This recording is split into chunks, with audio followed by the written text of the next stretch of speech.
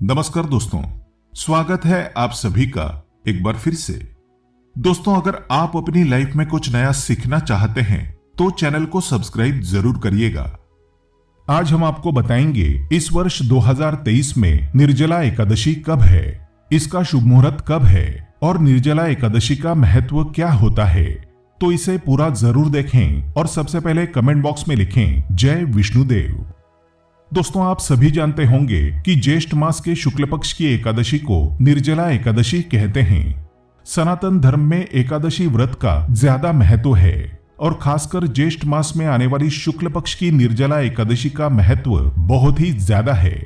वैसे तो प्रत्येक मास में 2 एकादशी व्रत रखे जाते हैं, एक कृष्ण पक्ष की और दूसरी शुक्ल पक्ष की। ज्येष्ठ मास में कृष्ण पक्ष की एकादशी को अपरा एकादशी और शुक्ल पक्ष की एकादशी को निर्जला एकादशी कहा जाता है।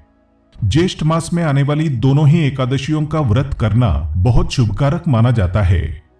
दोस्तों, निर्जला एकादशी के दिन उपवास करके भगवान विष्णु की उपासना की जाती है, जिससे भक्तों को विशेष लाभ मिलता है और जीवन में आ रही सभी समस्याएं दूर हो जाती हैं।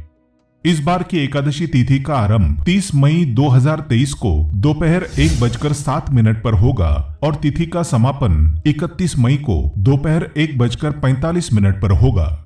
उदया तिथि के अनुसार ये व्रत 31 मई 2023 दिन बुधवार को रखा जाएगा। हिंदू पंचांग के अनुसार निर्जला एकादशी के दिन इस बार 2 अत्यंत शुभ योग बन रहे हैं। इस दिन सर्वार्थ सिद्धि योग और रवि योग भी बन रहा है। सर्वार्थ सिद्धि योग सुबह 5:24 से सुबह 6 बजे तक रहेगा और रवि योग भी इसी समय पर होगा। व्रत का पारण 1 जून को सुबह 5:24 से सुबह 8:10 के बीच किया जाएगा। निर्जला एकादशी को कठोर व्रतों में गिना जाता है।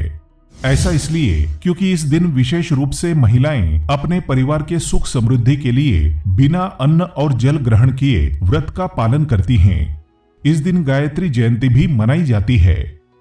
अब जानिए निर्जला एकादशी का महत्व क्या है, लेकिन उससे पहले आपसे रिक्वेस्ट करते हैं कि वीडियो को लाइक जरूर करिएगा, दोस्तों को शेयर कर दीजिएगा और अगर आपने अभी तक चैनल को सब्सक्राइब नहीं किया है तो चैनल को सब्सक्राइब करके बेल आइकन जरूर दबाइएगा।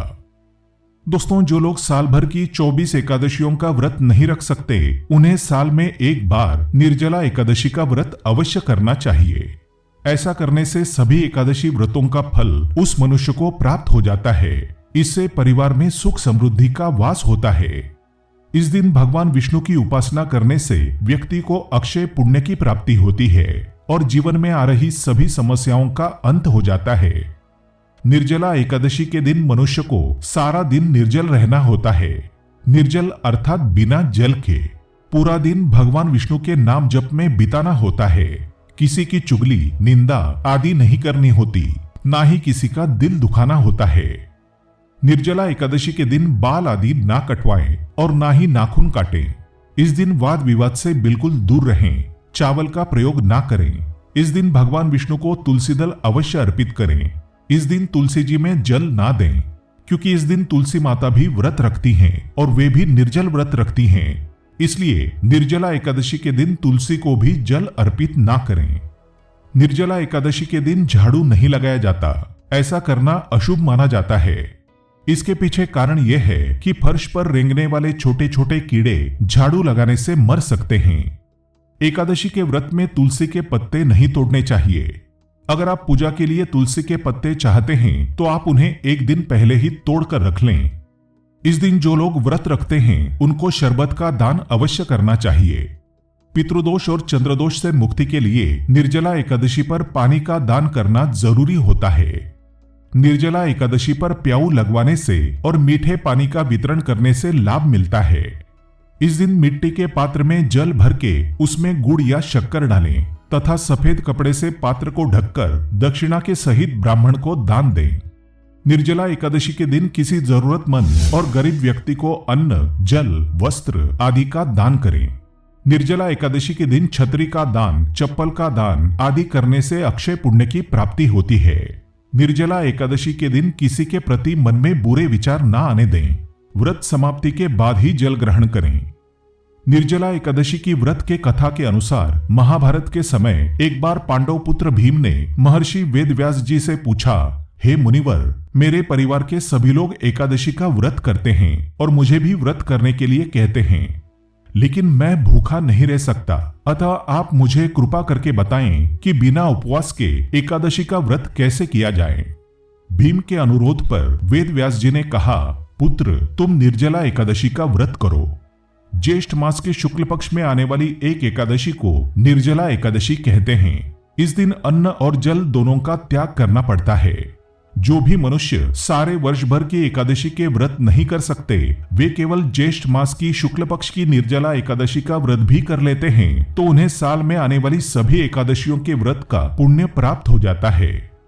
इस दिन सूर्योदय से पहले उठें और द्वादशी के सूर्योदय तक पानी ना पिएं। सच्ची श्रद्धा से निर्जला व्रत का पालन करें। महर्षि वेदव्यास के वचन के अनुसार भीमसेन निर्जला एकादशी व्रत का पालन करने लगे और पाप मुक्त हो गए।